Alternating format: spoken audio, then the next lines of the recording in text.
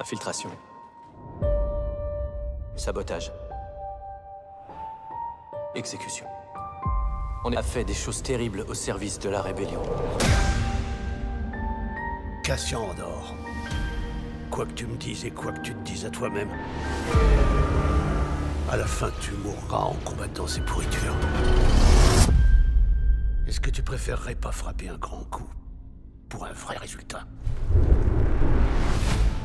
Bonjour, c'est Frédéric Sigrist. Mon choix pour cette année, la série à voir. Vous allez voir, c'est un choix extrêmement original qui sort des sentiers battus. C'est une nouvelle série Star Wars. Oui. Et là les gens font oh là là, mais c'est pas possible, c'est tellement mainstream. Il est vendu au grand capital. Franchement, une série Star Wars. Eh bien oui, je sais, ça vous peut vous sembler pas original, mais pour moi justement, ça a été là que s'est trouvée la grande surprise. C'est que j'ai trouvé une très bonne série politique et même sociale dans l'univers Star Wars, en l'occurrence avec le livre de Boba Fett. Non, je déconne, ça c'était de la merde. Non, je veux parler de Andor, du nom de Cassian Andor, joué par Diego Luna. Voilà, Andor, ça a été vraiment pour moi la surprise de cette année, parce que c'est une série Star Wars qui déjà m'a fait me souvenir de pourquoi j'avais aimé Star Wars à un moment donné, parce que je ne cacherai pas qu'il y a eu beaucoup de déconvenus quand même depuis un certain temps, mais c'est une série que j'ai trouvée à la fois brillamment jouée, mais surtout brillamment écrite dans les dialogues, aussi dans ce qu'elle a choisi de montrer, c'est-à-dire les décors naturels, la montée du fascisme à l'échelle de plusieurs galaxies. Ça ne tombe pas dans la facilité, c'est-à-dire qu'on voit qu'en fait que le fascisme, une fois qu'il est en place, c'est pas seulement des Stormtroopers et Dark Vador avec une marche impériale quelque part. Non, c'est toutes les strates d'une société qui commence à être corrompue. C'est la manière dont on traite les minorités, l'impérialisme, comment on arrive à casser les cultures qui ont été envahies, la peur aussi, la peur de son voisin, la peur de ses amis, les ressources. Le travail, toutes les strates de la société sont touchées par le fait de se retrouver sous un régime totalitaire. Et ce qui est formidable dans la série de Tony Gilroy, c'est que en donnant un visage à tous ces figurants que l'on voit depuis des années dans Star Wars, ces résistants des fois que l'on voit l'espace d'un plan exploser dans un X-Wing ou comme ça se faire tirer dessus par les Stormtroopers, et ben désormais, grâce à Andor, on imagine qu'ils ont un nom, qu'ils ont aussi une famille, mais c'est valable également pour les soldats de l'Empire. On les voit dans leur quotidien, avec leur famille.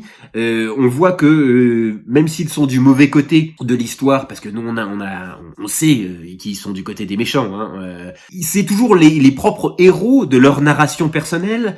Il y a vraiment tous ces enjeux qui sont des enjeux très matures, même au niveau politique.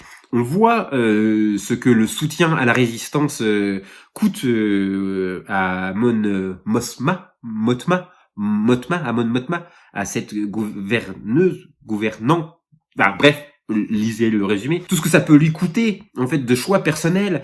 Et on se rend compte que dans un conflit tel que celui-ci, se battre contre l'impérialisme, se battre contre le fascisme, eh bien, ça laisse des traces. Même pour ceux qui se voient comme des combattants de la liberté, vous ressortirez pas propre de cette bataille, là où on avait l'habitude d'avoir des rebelles qui étaient quand même toujours hyper clean, avec la princesse Leia, etc. Et en fait, cette noirceur et cette nuance qui avait déjà été introduite dans le film Rogue One, là, dans l'espace d'une série, a le temps de se développer, a le temps de prendre toute son ampleur, et vraiment d'un épisode à l'autre, à chaque fois je me suis dit waouh, ils arrivent à te tenir juste avec un dialogue, juste avec une réplique particulièrement bien écrite, et donc vraiment de très très loin c'est la série qui m'a le plus surpris cette année, et une série que je vous conseille même si vous n'aimez pas Star Wars, et je serais même tenté de dire surtout si vous n'aimez pas Star Wars, regardez Andor. C'est pas souvent que j'ai des compliments à faire sur ces consortiums de divertissement et notamment sur ce qui peut passer sur ces plateformes. Mais là, c'est la surprise et la série à voir, ne serait-ce que pour percevoir combien le fascisme, ça nous touche tous et toutes dès lors où on l'a laissé passer. Et je trouve que c'est le message de Andor. Donc voilà. Et d'ici là, je vous souhaite plein de bonnes choses. Voilà. Ciao. Nous avons choisi notre camp. Nous combattons le côté obscur. Les rebelles ont lancé une campagne ciblée et organisée. Envoyez les troupes, traquez et arrêtez l'Axe.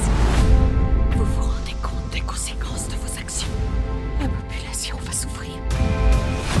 C'est le moment de les pousser à l'erreur. Et ce sera à quel prix? À tout prix.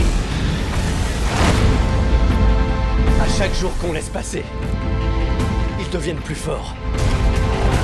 Pour que la rébellion les prenne par surprise. Pour le bien de tous, chacun appelle ça comme il veut. Appelons ça une guerre. Mais de plus en plus de citoyens se rebellent. Ils ont peur. Je peux te dire qu'ils ont vraiment peur. On s'accroche!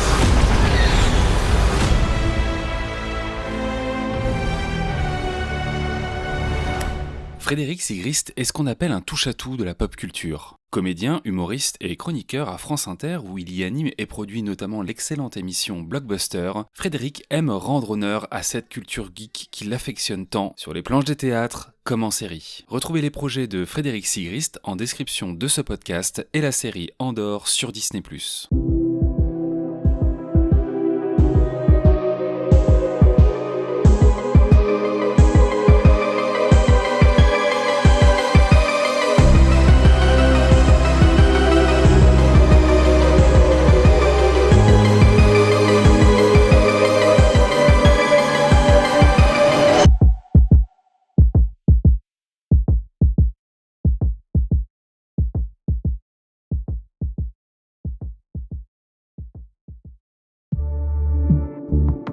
Bonus. Trax.